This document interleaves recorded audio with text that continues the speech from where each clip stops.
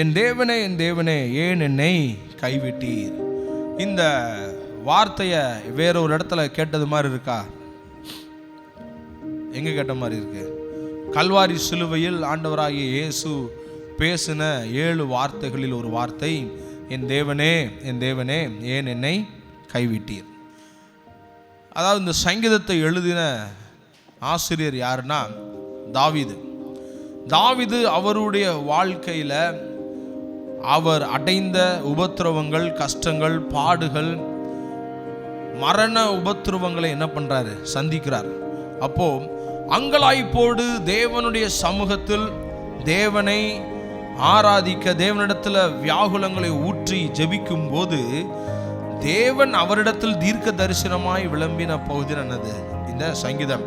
தாவீது தன்னுடைய உபத்திரவத்தை சொல்லும்போது அந்த உபத்திரவத்தை கல்வாரி சிலுவையோடு ஆண்டவர் கனெக்ட் பண்ணி என்ன பண்றாரு? தேவகுமாரனாகிய இயேசுவின் சிலுவையின் அந்த கஷ்ட வெளிப்பாட்டை இங்க வெளிப்படுத்தி இருக்கிறார். அங்கதான் முதல் வார்த்தை ஆரம்பிக்குது, என் தேவனே, என் தேவனே, ஏன் என்னை கைவிட்டீர்.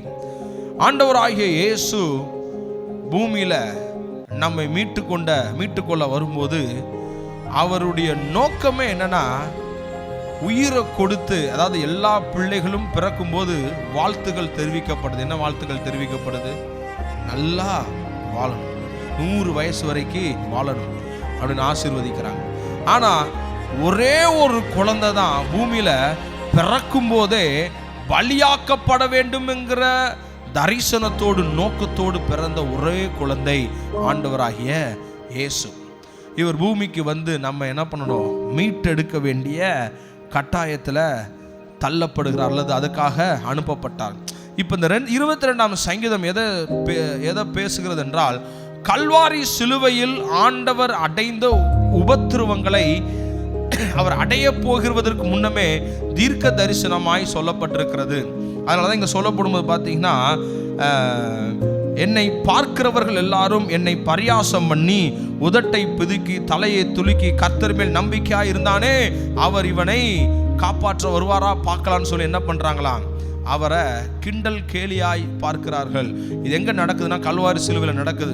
இயேசு சிலுவையில் தொங்கிக் கொண்டு இருக்கும்போது இந்த சுற்றி இருக்கிறவங்களாம் பார்த்து சொல்கிறாங்க, எல்லாரையும் ரட்சிப்பேன்னு சொன்ன தன்னைத்தானே ரட்சித்து கொள்ளட்டும், கொஞ்சம் ஒரு எலியா வந்து இவனை காப்பாற்றுறாரான்னு பார்ப்போம் அப்படின்னு சொல்லி ரொம்ப அவர் என்ன பண்ணுறாங்களாம்? கேவலமாக அவரை இன்சல்ட் பண்ணி ஆண்டவராகிய இயேசுவை கேலி கூத்து பண்ணிட்டு இருக்கிறானுங்க. இதை தான் ஆண்டவர் என்ன பண்ணுறார்? தீர்க்க தரிசனமாய் அங்கே எழுதி வைத்திருக்கிறார்.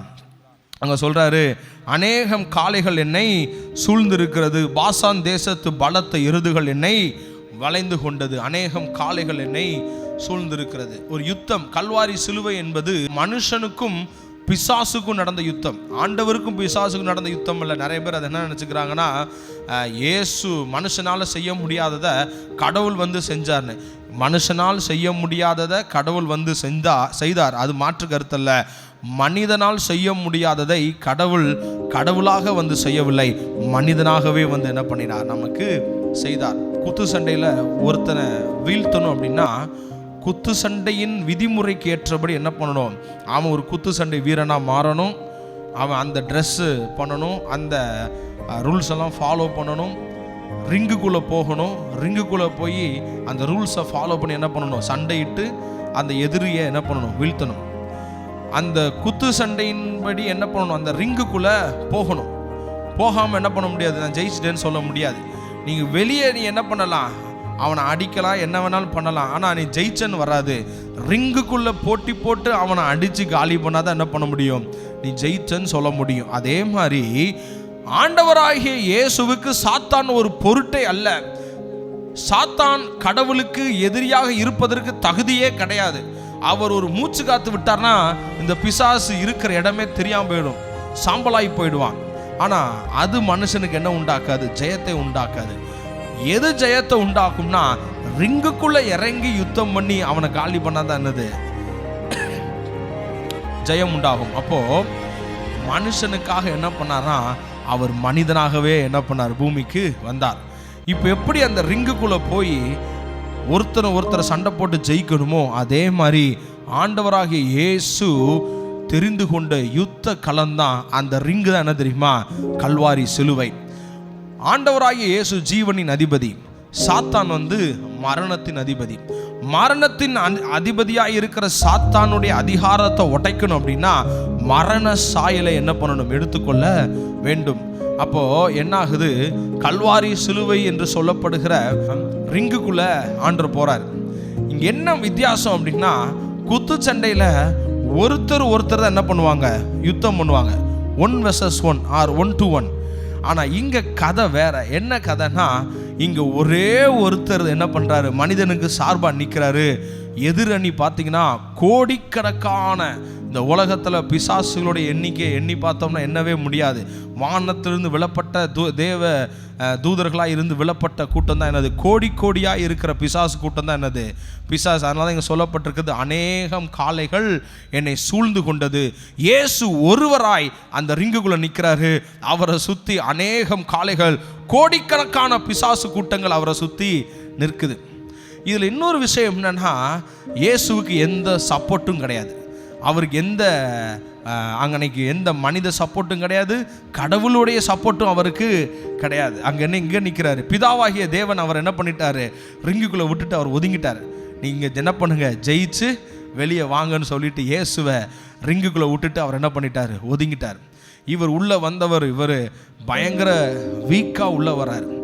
அதான் சொல்லப்பட்டிருக்கிறது, என் பலன் ஓட்டை போல் காய்ந்தது, என் நாவு மேல்வாயோட ஒட்டி கொண்டது, என் இருதயம் மெழுகு போல் ஆகி குடலின் நடுவே உருகி போயிடுச்சு. அந்த அளவுக்கு வீக் பர்சனா, என் எலும்பெல்லாம் நான் எண்ணீர்லாம் அந்த அளவுக்கு என்ன ஆயிடுச்சு? ஆண்டவருடைய எல்லாம் வீக்கா உள்ள போறாரு. அன்னைக்கு இந்த பிசாசுக்கெல்லாம் ஒரே டியூட்டி தான். என்ன டியூட்டினா, இது வரைக்கும் உள்ள வந்த எல்லா ஆத்மாவும் என்ன பண்ணியாச்சு? சிறப்பிடிச்சாச்சு. இந்த இயேசுங்கிற ஆத்மாவையும் உள்ள சிறப்பிடிச்சிட்டோம் அப்படின்னா இனி பூமிக்கு யார் தான் ராஜா? பிசாசு தான் ராஜா, சாத்தான் தான் ராஜா அப்படிங்கிற எண்ணத்தில் இருக்கிறான். அப்போது இவங்க என்ன பண்ணுறானுங்க?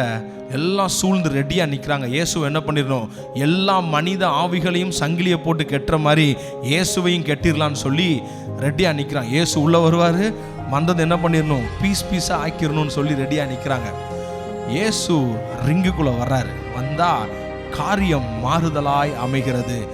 பிசாசு இயேசுவை பீஸா ஆக்கல, மாறாக இயேசு அத்தனை பிசாசுகளின் தலைகளை உடைத்தார், அத்தனை சத்துருக்களின் தலையும் நசுக்கினார், பிசாசின் வல்லமைகளை உரிந்தார், அவன் அதிகாரங்களை உரிந்தார், அவனை ஒண்ணுமில்லாமல் ஆக்கினார். கல்வாரி சிலுவையில் அவன் அதிகாரங்கள், அவன் வல்லமை, அவனுடைய எல்லா துரைத்தனங்களையும் உரிந்து அவனை ஒன்றுமில்லாமல் ஆக்கி வெளியரங்க கோலமாக்கி சிலுவையிலே வெற்றி சிறந்தார். ஹல்லேலூயா.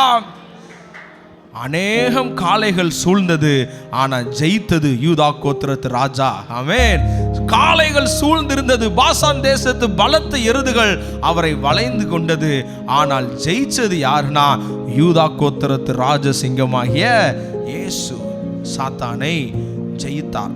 அதனால தான் அவர் அப்படி போராடி ஜெயிச்சதுனால தான் அவருக்கு என்ன கிடைச்சதா இங்க வேதம் சொல்லுகிறது, ராஜ்யம் கர்த்தருடையது, அவர் ஜாதிகளை ஆளுகிறவர். ராஜ்யம் கர்த்தருடையது. பூமியில் இருக்கிற ராஜாக்கள் எல்லாம் இன்னைக்கு என்ன பண்றாங்க? என் நாடு தான் வல்லரசான நாடு அப்படின்னு சொல்லி யுத்தம் தொடங்கியிருக்க. நான் தான் பெரிய ராஜா, நான் தான் பெரிய ஜனாதிபதி, நான் தான் பெரிய பிரதம மந்திரி, நான் தான் பெரிய நான் தான் என்ன சர்வாதிகாரி அப்படின்னு சொல்லி காட்டுவதற்காக எல்லா தேசங்களும் என்ன பண்ணிட்டு இருக்குது? போராடிட்டு யுத்தம் பண்ணிட்டு இருக்கிறாங்க.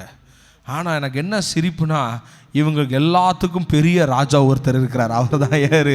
ஆண்டவராகிய இயேசு. பூமியின் ராஜாக்களுக்கெல்லாம் அதிபதியாய் இருக்கிற ஆண்டவராகிய இயேசு ராஜ்யங்களை தனக்கு கீழ்ப்படுத்தி இருக்கிறார். ராஜ்யமும் கனமும் வல்லமையும் மகிமையும் சதா காலங்கள் அவர் ஒருவருக்கே உரியதாய் இருக்கிறது. சிங்காசனங்களுக்கெல்லாம் மேலானவர். கர்த்தத்துவங்கள், அதிகாரங்கள், உன்னதம், கனம், மகிமை, பரலோக ராஜ்யங்கள் எல்லாவற்றுக்கும் மேலாக உயர்ந்திருக்கிறவர் ஆண்டவராகிய இயேசு. ராஜ்யம் யாருடையதான்? கர்த்தருடையது. பூமியினுடைய ராஜ்யங்கள் யாருடையது? அவர் பூமியை ஆளுகை செய்கிறார். ஹல்லேலூயா. எந்த அரசு வந்தாலும், எந்த அரசாங்கம் நடத்தினாலும், எந்த சட்ட திட்டங்களை போட்டாலும் ஒருவர் தான் பூமியை ஆளுகை செய்வார். அவர் ஆண்டவராகிய இயேசு. அவருடைய அனுமதி இல்லாமல் ஒரு அணுவும் அசைய முடியாது. ஆமென். அதனால தான் விசுவாசிகள் தைரியமாக இருக்கணும். யார் அரசாண்டாலும் தைரியமாக இருக்கணும். எந்த சட்டத்தை கொண்டு வந்தாலும் தைரியமாக இருக்கணும். இந்த சட்டங்களும் இந்த அரசாங்கமும் உங்களை முடித்துவிட முடியாது. ஏனென்றால் நமக்கு ஒரு ராஜா இருக்கிறார். அவர்தான் இயேசு. அவர் மரணத்தை ஜெயித்து உயிரோடு எழுந்தவர். ஹல்லேலூயா. அந்த விசுவாசம் நமக்குள்ளே இருக்கணும்.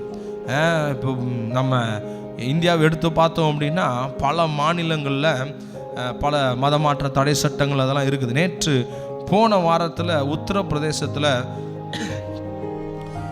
ஆன்டி கன்வர்ஷன் லா, மதமாற்ற தடை சட்டத்தின்படி ஒரு பாஸ்டரை அரெஸ்ட் பண்ணியிருக்கிறாங்க.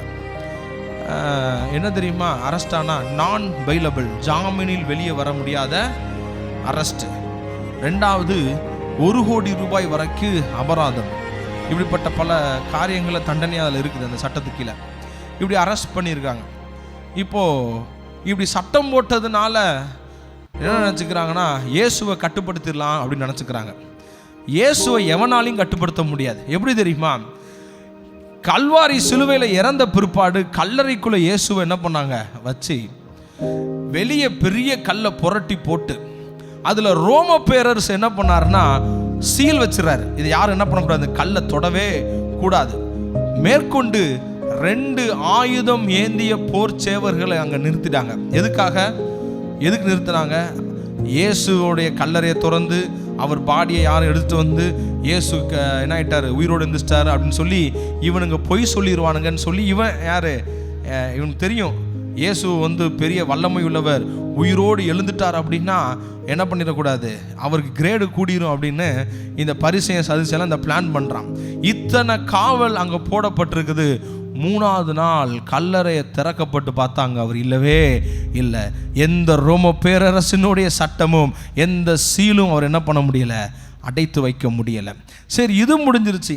முடிஞ்சா உயிரோடு எழுந்துச்சிட்டாரு. இந்த பரிசேயர்கள் கூட்டம்லாம் அவர் சீஷர்கள் அவருடைய சரீரத்தை திருடிட்டு போயிட்டாங்க அப்படின்னு சொல்லி என்ன பண்ணுறாங்க, பொய்யை பரம பண்ணினாங்க. சரிப்பா, நீ பொய்யை பரம பண்ணினதாகவே இருக்கட்டுமே, நீ அப்படி ஒரு வேளை சீஷர்கள் அந்த இயேசுனுடைய சரீரத்தை திருடிட்டு போயிருந்தா ரோமர்களுடைய சீல் தானே வைக்கப்பட்டிருந்துச்சு, அது தேச துரோக குற்றமாயிரும்ல, அதில் நீ என்ன பண்ணியிருக்கலாம்ல, கம்ப்ளைண்ட் பண்ணியிருக்கலாம்ல. கம்ப்ளைண்ட் பண்ண முடியாது. ஏன்னா அவர் கல்லறையை திறந்து தான் வெளியே வரணும்ல. கல்லறையை பூட்டப்பட்டிருக்கும் போது அவர் என்ன பண்ணிட்டார், வெளியே வந்துட்டார். சரி, இது முடிஞ்சிச்சு. இயேசு எப்படியாவது தடுத்தலான்னு பார்த்தானுங்க. பூட்டின அறை வீட்டுக்குள் பிரவேசித்து சொல்கிறார், உங்களுக்கு சமாதானம். சட்டங்கள் திட்டங்கள் எல்லாம் போட்டாலும் அவரை கட்டுப்படுத்தவே முடியாது. இன்னமும் சொல்கிறேன், இந்தியாவில் எந்த சட்டம் போட்டாலும் ஆண்டவர் ஒருவரே இந்தியாவை ஆளுகை செய்வார். இயேசு ஒருவரே இந்தியாவை நீ என்ன வேணாலும் பண்ணு, என்ன சட்டம் வேணாலும் போடு, என்ன வேணாலும் பண்ணிக்கோ, எவ்வளவு உபத்திரங்கள் வேணாலும் செய்துக்கோ, எத்தனை இரத்த சாட்சிகள் மரித்தாலும் கூட இறுதியில் இயேசுவின் ஆளுகை இங்கே வந்தே தீரும். ஹல்லேலூயா. இங்கே வேதம் சொல்லுகிறது 30ஆம், சரி, இது அவருக்கு கிடைச்ச ஒரு பாக்கியம். 30ஆம் வசனத்தை வாசித்தீங்கன்னா நமக்கு ஒரு பாக்கியம் கிடைச்சிருக்குது.